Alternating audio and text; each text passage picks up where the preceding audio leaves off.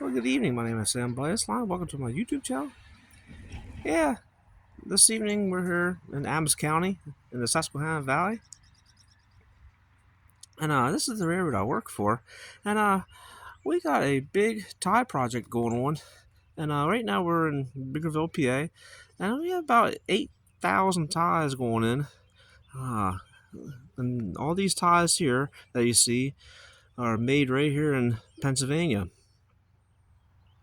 They're actually made between a little town between Harrisburg and Center Hall, and that's where they've been coming through. So yeah, I've been offloading them with my 580K, and the 580K, it's been doing not too bad offloading these bundles of ties, but yeah, they're pretty well nice oaks for the most part.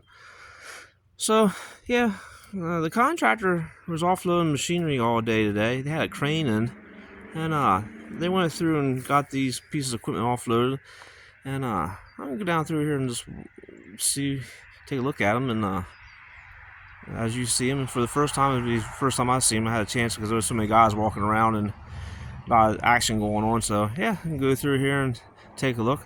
But the first piece of equipment here we're looking at is what you call a trip machine, and these are getting more common for contractors now to have. The big railroads, the class ones, they had these machines, and there's a couple rental companies out there that actually had these machines on lease. And then they turn around, and now the contractors are picking them up now for the last couple of years, and the operators are pretty happy with how these operate. But yeah, with this trip machine, it's a pretty good production machine.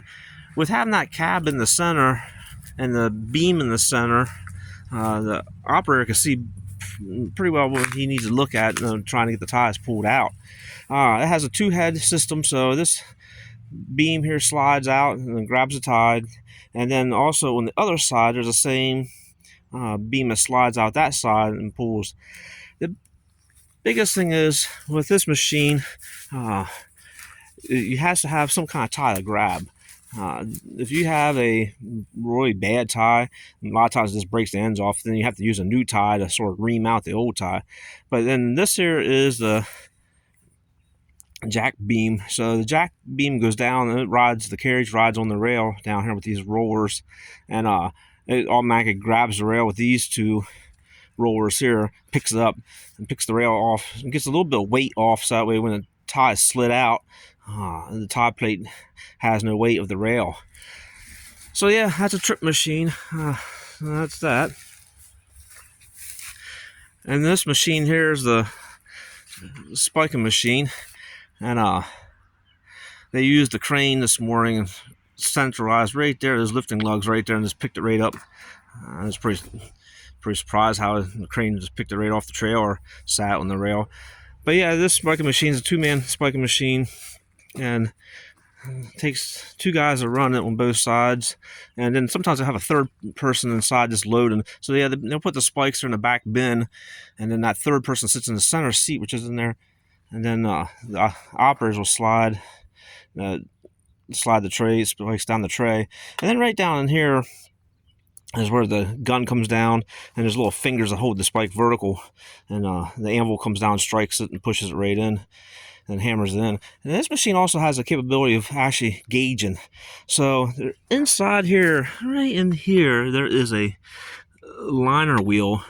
That's what it kind of looks like, but it goes down there inside the gauge and rides along the gauge, and then up inside it knows if it has a Y gauge, and then if there is Y gauge, the operator will go ahead and activate this cylinder, and it goes down and squeezes the rail and actually brings it right to gauge 56.5. But then it has the nippers. The nippers are right in here, so they'll nip that tie up tight and keep it tight as it's spiking these spikes in. So that's that machine. And this company likes their tie cranes, and yeah, so look at these tie cranes here. I have two tie cranes myself. I have one at the Milltown Railroad, which is a Kershaw, and I have a Fairmont down in Muddy Creek Forks. And the Kershaws, I like the Kershaws. I grew up with the Kershaws and always like. So yeah, just looking at it for the first time here. Yeah, Look at the head there. That head and style is almost like what they have on the Apprentice trucks. That's been around for a little while. That's pretty cool how it's made. So yeah, there's one thing about these newer machines is all the electrical. You gotta be a technician to work on. So yeah, here's another Kershaw. Yeah, it's a Kershaw. Different style head. That's one thing you gotta think about, is this head goes 360 clockwise and 360 counterclockwise, plus it squeezes the tie. So all these oil lines gotta go through all these chambers and canals down inside that machined area to get the oil down to that as this thing's rotating.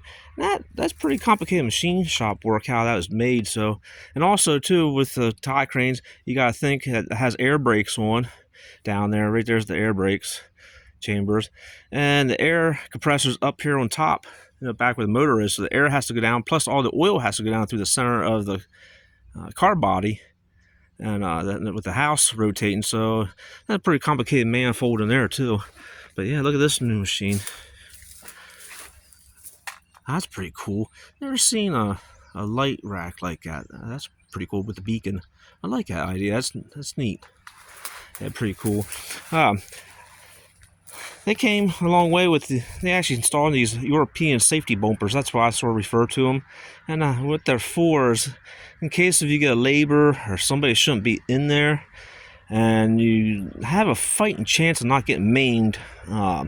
If these two bump together, you actually it creates a safety zone in there, and that person has a fighting chance of actually living.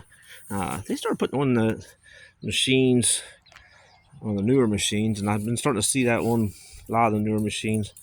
But yeah, I like the steps. The steps are pretty cool. That's cool. As you keep on getting older, like I am, stepping up and down all day, getting on and off, moving with equipment there. It's pretty cool. Yeah, so they offload this machine here, and this is the first time I've really seen this machine up close. They have another project going on in the local area, and they got some continuous weld rail that this company is doing a different project, not on this project. And they brought this machine in here to offload, and it's going to get loaded up immediately and go right back out again to that project. But this is a rail heater. This is really the first time I've ever seen a machine up close. It has a propane tank. That's what that tank is. And then these are all the heater elements, I call it that, to preheat the rail, to run the rail. So there you have it. And that's really the first time I've ever seen one up close. I've seen contractors have, and I hadn't seen it. Norfolk Southern, Amtrak, and all of them use these machines, but I've never really seen one up close until now. Yeah, so that's pretty cool how that thing's made. Alright, so then we have another spiker machine. Yeah, it's a spiker. She's been around for a little while. Looks like they've been using this machine. So yeah, here's the hopper. They'll put all the spikes in there. Yeah, that's what that is. That's another spiker machine. So yep, same thing. You got the tie nip in here where it nips the tie, and then the trays put all the spikes in, and then the little fingers that hold it in the jaws, and then the anvil comes down, strikes it, and pushes in. Yep, and it has the little wheel there for checking the gauge. And then you have the gauge that actually pushes the rail in to make sure it's correct. And then you got these two machines here.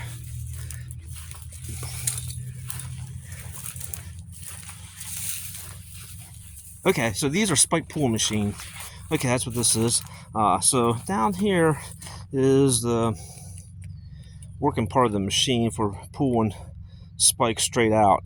That's what this machine does. Yeah, so that's that. Yeah, so this is a newer machine, spike puller. Yeah, look at that. There you go. Yep, that's what that machine does still. Yeah, look at all those safety warnings. Pinch points, stickers everywhere. What not where to put your hand at. Yeah, that's what that is. That's a spike pull machine. So then they also got these old work carts, and yeah, this one here is pretty cool. I like how it's built with heavy duty axles. That's pretty cool. And then the big long drawbar. And then they also got another old push cart. Then they got one on top there. One on top there looks like it has some kind of air brake system at one time. And oh yeah, look at that down there. There's a little bit of a sprocket on that bottom axle. That's pretty cool. And then they got one more tie crane here, older tie crane, and it's also a Kershaw.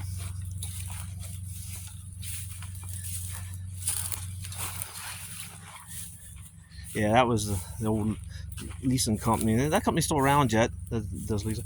And then yeah, okay, these are plate machines for plating. So how a plating machine works, it has these little grabbers here to grab the rail inside, outside. And there's little jacks that go down, and they go ahead and jack the rail up a little bit, and then they have a tool that pushes the plate under. So one jack plating machine is for the right hand rail, and one's for the left hand rail. And then down there is our tie crane, and she's our service.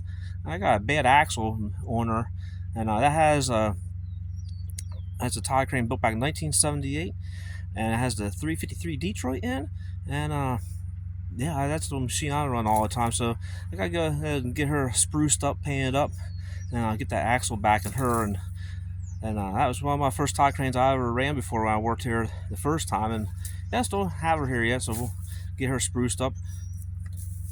And then we have the old ballast regulator over there, the old Cameron regulator. It's out of service right now too. So yeah, tie gang's gonna be here for a little while, and it's just cool to see this machinery, and they'll be able to get the ties in pretty direct. The machinery has came a long way with regards to easier to run and easier to haul down the highway when the tractor trailers or pulling the train cars. But the biggest thing is trying to work on this stuff. And you got to be a technician, you got to know what you're doing mechanically wise just to keep them going. That's one thing about the old tie crane of ours back here. I mean, that's the old Detroit. It just stays running all the time. Just change a couple of hydraulic hoses out and keep on going. Anything bad about hers being so old, it's tougher to get parts for. All right, so I just want to thank everybody for watching my YouTube channel, and I hope everybody finds this video enjoyable. And see you on the next go around. Thanks for watching. Have a good evening.